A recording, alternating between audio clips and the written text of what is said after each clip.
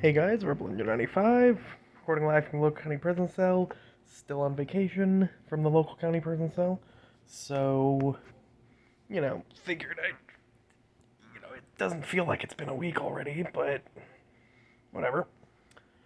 Little bit of news, the next death battle has been announced, despite the fact that it looked like Batman was gonna be the next, opponent, one of the next contendants, or contestants, but no. As it turns out, it is going to be the KoolAid Man versus Macho Man Randy Savage. Now, as a rule, I don't do joke episodes, right? As a rule, I don't do joke episodes. I was going to break.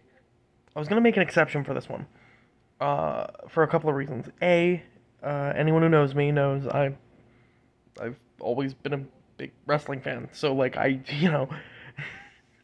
want to know fucking Randy Savage. Come on. Um. Secondly, I really wanted to play with the whole I really wanted to do what they're clearly going to do and take giant leaps in logic to quantify these characters as being like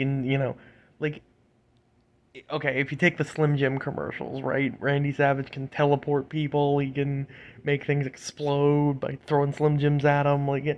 And then if you take interviews, um, both he and Hulk Hogan have stated that the Macho Madness is one of the strongest forces, the strongest force in the universe. So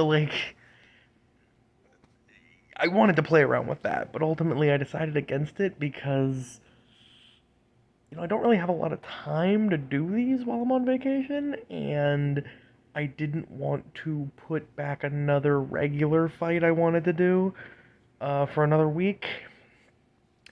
And also, I feel a little silly trying to do like I know it's the point of it, but I still feel a little silly trying to do Randy Savage versus the Kool-Aid Man as an actual discuss. Like I could talk about it, but I wouldn't be able to make a prediction because they're clearly just gonna. I mean, it's one of those things where the joke is the fact that they're taking it seriously. So yeah. Um. So I decided to do a normal fight today. So with that 3 minute intro here, let's talk about the fight that I am going to be doing real quick. So I decided this is one that I've seen a little bit, but not really, and I couldn't find any other characters to do a better version of it. So it's Mona from Genshin Impact and Tharja from Fire Emblem. Um, I have been trying to find good matchups for Genshin Impact characters. And I just haven't really found anything where I'm like, that's good. This is the closest thing I could find. I've done a few with Fire Emblem. Well, have I? I did Marth and I did Marth and Aragorn, but is that the only Fire Emblem matchup I've did? I thought I did Byleth. I don't know, whatever. Um, so the reason for this fight should be pretty apparent if you've spent any amount of time on the internet. If you look up these characters for any amount of time, um, and I'm a little too dignified to bring up exactly what that connection is. So let's just say that they're both women who use magic. And ignore the fact that that's such a broad categorization of it, but still refuse to go into specifics.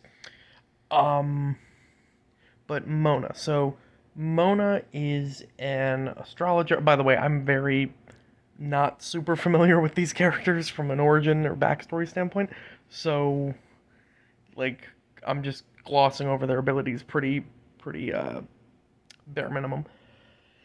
Mona's an astrologist. She is a hydromancer. So she uses all water elemental attacks. This includes her being able to, shoot out water from her hands.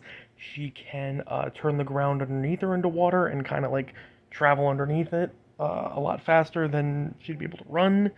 Um, she puts out, I believe it's called like a phantom fountain or something like that, where it's like a,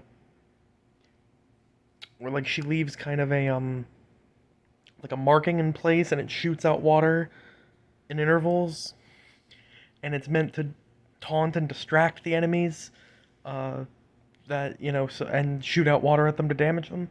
But it's also like the enemies that she uses this on are like goblins and slime, like very low intelligence enemies. Um, she is able to. She's also able to like not really make like water clones, but she's able to like it's not really a teleport, but it's very quickly travel. Like she's able to like slide on water, like zip around to kind of like teleport, but only presumably only for short amounts of time, considering she's only really done it as like a dodge. Um, and then her special is like her big special move is her she creates like this bubble around the area, right? Like this big like water barrier around the area, and any and it has like this like it's like an observatorium, and then like it creates like a constellation that like hexes the person, and like if they're weak enough they can trap them in them, and then they take damage over time, and while they're hexed they take you know they take a lot. It I guess it would like increase their frailty because they take more damage from attacks. Yeah.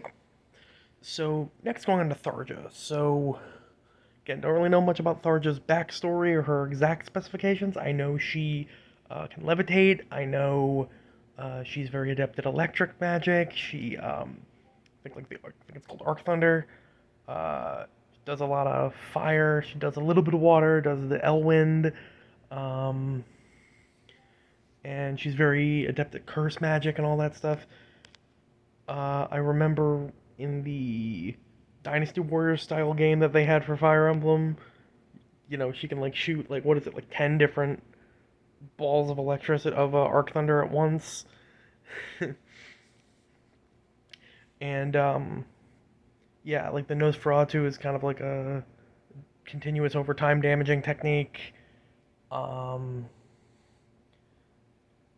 Arc Fire continues to burn. Well, if we take the spells from Smash, but I know they have characteristics in the Fire Emblem games. I didn't really bother looking them up, to be honest with you. Who would win this fight? Basically, is what this comes down to. I so this is a like I said, this is the only really good fight that I thought they had for Genshin Impact, or that I could find for Genshin Impact characters, and this is not in Mona's favor.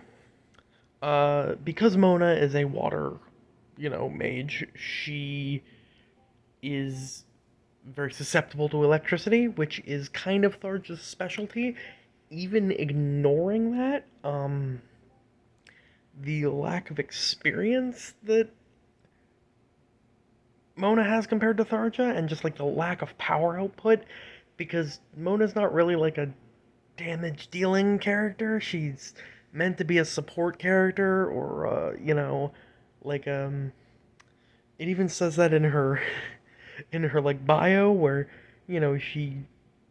she's stronger than people give her credit for, but she's not this powerhouse character. She's her specialty is creating openings and giving debuffs to the enemies and all that sort of thing. Giving status to the enemies so that her teammates can go and finish them off. She's not by herself without a team. She's kind of all right. She's just okay. Whereas Tharja has taken on enemies completely by herself and shown to have a tremendous power output. So, it's kind of in terms of, you know, plus, like,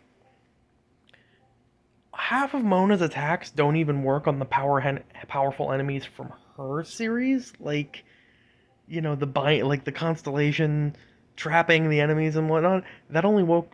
That doesn't even work on like strong goblins. And I think Tharja could probably take down a strong goblin. Um, and like I said, with the whole taunting and trying to draw attention, like Tharja's fucking insane. Like she's batshit crazy, but like she's not gonna get distracted by a fucking fountain, like and start like attacking it and having it shoot water at her. So plus like this just isn't really Mona's fight, but it had to happen.